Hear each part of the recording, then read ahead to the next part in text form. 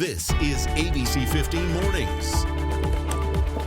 Good morning, everyone. Thanks for waking up with us here on ABC 15 Mornings on CW61 Arizona. I'm Allison Rodriguez. And I'm Justin Pizarro.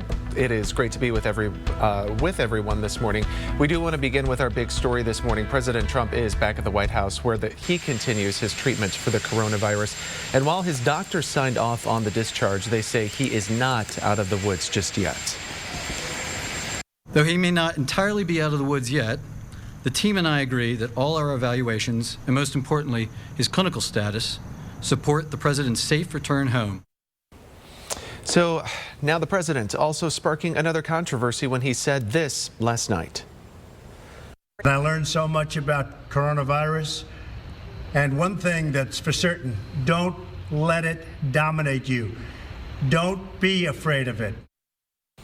And meanwhile, the virus continues to rip through the White House. At least 13 people in President Trump's family, the U.S. government, and his circle of advisors and recent contacts have recently tested positive for COVID-19. More than 210,000 people in the U.S. have died from the disease. According to Johns Hopkins University, the coronavirus pandemic has dominated the year. Well, now health experts say we're going to be dealing with this next year, too. John Lawrence explains. President Trump taking to Twitter after his 3-day hospitalization for COVID-19, telling the U.S. to not be afraid of the virus. But some medical experts urging more caution. It is a contagious, deadly disease. We will get through it, but we have to treat it with the fear that it deserves so that we don't inadvertently get too many people infected. An updated influential coronavirus model now predicts COVID-19 could kill more than 2,900 people daily by late December. We're starting to see the Midwest and the Northwest an uptick in test positivity, which tends to be a predictor that you're going to have surges. Some of those surges could come from complacency. I do think there's fatigue. I think it's been a long 6 months. We haven't beat this disease yet. There isn't herd immunity. We need to be vigilant through the rest of this fall, winter, and probably next spring until there's a vaccine. A study from Massachusetts General Hospital found that easing pandemic social distancing measures immediately erased public health gains against the coronavirus. Some people in this country are going to be able to have a relatively normal type of a Thanksgiving. But in other areas of the country, it's going to be, you better hold off and maybe just have immediate family. I'm John Lawrence reporting. The pandemic also continues to have a major impact on the economy. 2.4 million Americans have been out of work for 27 weeks or more, and the U.S. Labor Department says nearly 5 million Americans are expected to reach that same benchmark within the next 2 months. So this morning, we want to help you rebound. Our Jamie Warren is live with more on what you can do if you're trying to look for a job. Good morning, Jamie. Good morning, Justin. We are at the Goodwill off of 16th Street in Indian School. This is one of the many locations across the valley that has a career center. Inside, there are computers that you can use for your job search. They also have staff on hand that'll help you look over your resume, coach you on how to answer interview questions.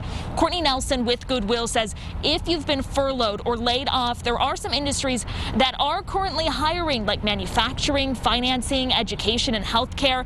If you don't have the experience for a new company, she says now is a good time to brush up on your skills, and there are online webinars that can help you do that. And when it comes to your resume, she says make it easy to read and don't be afraid to talk about your success. And really highlight the key skills that you know are going to directly impact that company that you're interviewing. So do your research, know the company, know the position they're hiring for, and make sure you talk directly to the skills that they're looking for those positions. Now, she also wants to remind you to dress professionally, even if your interview is just over Zoom. This career center here will open up in just a few hours at 9 o'clock. It is a free service to the public. They have 8 career centers at their locations all across the valley. For now, we're live in Phoenix. I'm Jamie Warren, ABC 15, Arizona. All right, thank you, Jamie. And ABC 15 is helping you bounce back during the pandemic. You can find more resources in the Rebound section on the ABC 15 app on streaming devices as well, like Apple TV and Roku. All right, time is now 7:04. Let's get a quick check of that most accurate forecast as we get you going here on this Tuesday. Looking outside here in the valley, temperatures feeling really nice. We're still enjoying those cooler morning lows, or at least I hope you are. 60s this morning in Avondale and Glendale. Also Chandler at 62 right now. 76 in Mesa, a little bit more mild there. 73 in Phoenix with clear, mostly clear skies as you wake up this morning. I wanted to show you our wind speeds right now. Very light winds at times, about 5 miles an hour in certain parts of the valley, but overall we have really calm winds to start you off on this Tuesday. Now this afternoon we are going to be getting hot once again. We're talking 104 degrees. Yesterday we did end up breaking the record of 104 when we hit a high of 105. But the good news is we are going to start to go down from here. And I am even seeing daytime highs in the 80s. I can't wait to show you that in the full forecast in just a couple of minutes. But for now, let's get a check of your morning commute with Chelsea Davis, who's working from home for us this morning. Hi, Chelsea.